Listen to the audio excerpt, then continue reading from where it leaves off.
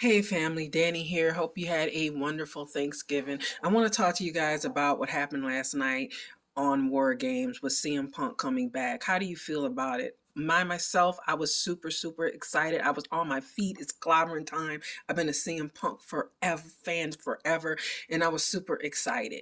There's been like a lot of love online, but then there's been also a lot of hate and a lot of people saying, oh, he's gonna mess up the company, and talking about Seth, even people attributing Drew leaving, which Drew left before his entrance, by the way, to connecting that to CM Punk. And I just, I feel like, more than one thing can be true simultaneously. You don't have to like CM Punk. You can love him, hate him, feel like whatever, not care. That's great. That's wonderful. But I think that it's just kind of ridiculous the way things are being blown up, and he hasn't been there but a hot second. And by the way, I washed my hair. That's why I got this on. So if somebody's going to say, why do you have that on? It's like, yeah, because my hair is a little puffy under here. But anyway, I think it's just totally crazy because, I mean, first off, he would have no control over Seth Rollins' reaction. It could be a work, it might not be a work, who knows. But even if it is, it's just like, if it's not a work and it's totally legit, and it kind of seems legit to me looking at his face and Cody's and Sammy's and even Jey Uso when he walked by, it was like, the more footage is coming up, it just seems like, are they really that great of actors? I mean, I know some of them are really good at what they do. Even we've got wrestlers who obviously are into acting. I mean, Dave Batista, The Rock, that are very talented, John Cena. So we know there are people that can pull that type of thing off. But I don't know. And it's like, it's just crazy. And there are people saying, well, he wrecked AEW, now he's going to wreck WWE. And it's like, how? How did he wreck AEW? Because he was demanding a safe environment, because he didn't want to do certain crazy things, because he wanted to build the company up. And even when they supposedly, Tony Khan gave him his own show, the foolishness followed. I mean, his show was supposed, well, whether you want to call it a show or not, I know there are people who say, well, it wasn't a show. However you want to put it, the second show was not supposed to be the show for foolishness, but yet they brought the foolishness there and they didn't back them up. And next thing you know, it's like he exploded. But I personally feel like it was kind of like the all the ingredients were there, because the boss, Tony Khan, didn't stand up and say, okay, stop, we're not going to have this foolishness. But okay, even if you say he was wrong in that situation, he was the bad guy, he was the troublemaker, okay, fine. Well, let's look at where AEW is right now. Is it better since he left? Is the workplace environment better? Are there injuries down? Are their ratings up? What about their merchandise? What about their live events? I mean, they're literally getting their butts handed to them. So if he was the problem and getting rid of him solved everything, well, it doesn't, the evidence is not there for that. And even with this situation, he didn't say anything to Seth Rollins. He didn't say anything. So if his mere presence from, is that powerful to elicit that kind of response? Is that even really his fault? And by the way, I do like Seth Rollins. Not so much of a fan of his current image, but I liked him, better, but I have some of his merch. I am a fan. So this is not against Seth Rollins, but I just feel like the whole thing is just ridiculous, that it's like, oh, he's causing trouble already. How? And if you literally haven't seen this man in almost 10 years, like 9 years or so, even no matter how much bad blood, if you're still thinking about him to that extent, then that has, I think, says something about who you are as a person. If you're still thinking about somebody, and I know we've all had people wrong us. I mean, please don't get me wrong. I've had people wrong me, but you do at a certain point have to let it go and not let them rent that space in your head, or else you're still paying for what they did. And they're not even thinking about you, because I doubt very seriously that CM Punk is lying. I don't know him, but I would be shocked if he said, yeah, when I lie in bed at night next to AJ, I'm thinking about, Seth Rollins, and look at his wife, look at Becky. Becky has legit heat that's been documented with Charlotte Flair, and yet they work together.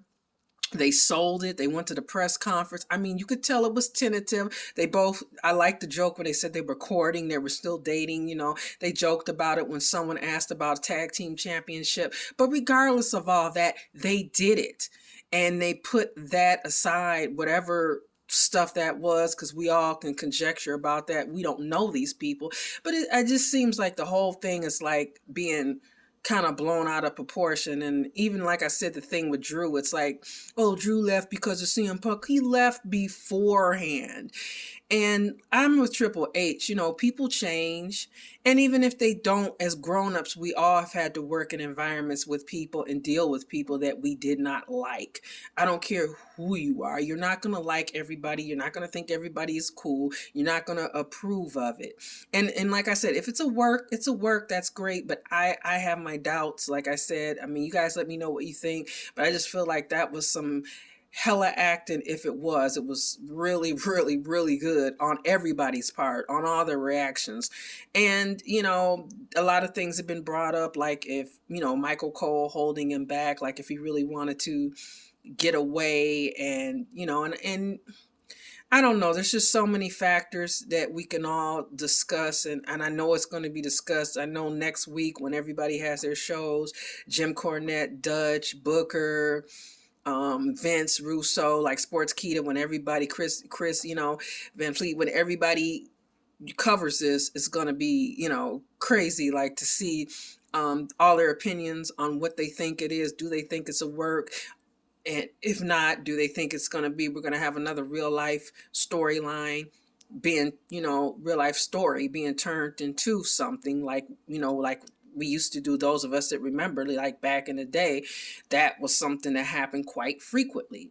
And maybe that's what they're doing, but I don't know. But I still think that, whether you love him, hate him, or feel ambivalent about him, I just feel like this was a guy who, in this instance with AEW, he was right. And I think that he's going to be, I think time has already proven him right, but I think people are still holding on to, the people that don't like him because it came from him. Because I really think, guys, if Edge came out of this and he said it, people would look at it differently. If Cody came out and said, you know what, Phil Brooks is right, blah, blah, blah, blah, blah, everybody would be like, yeah, Cody, he's telling the truth, So I think that CM Punk can be a divisive person, but oftentimes people who stand up for themselves are. I know I've been there and I've been through a lot in life, and I don't take a lot of stuff that I used to take. And I've noticed how people perceive that differently. It really is true. You don't have to be a famous singer or rapper or actor for people to say that you're difficult. You can work at Walmart, you can work at Big Lots, you can work at McDonald's, and somebody will say you're difficult. Or you don't have to work at all. You could be a person, a stay-at-home mom or dad or person.